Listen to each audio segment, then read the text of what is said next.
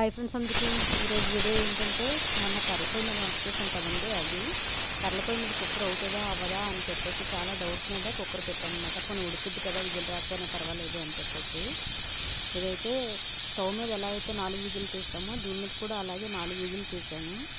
పప్పు అయితే నేను స్టార్టింగ్ తాలింపు వేసేసాను అనమాట. పెసరపప్పు పెట్టాను దీని మీద.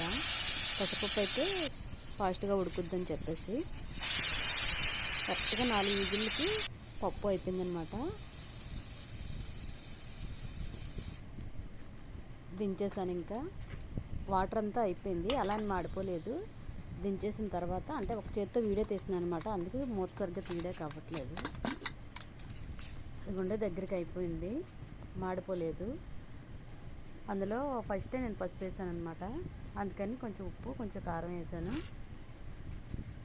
అంతే. ఇంక గరిటె తిప్పేసి కొంచెం వాటర్ వేసి మళ్ళీ ఒకసారి పెట్టాను. పప్పు రెడీ అయిపోయింది.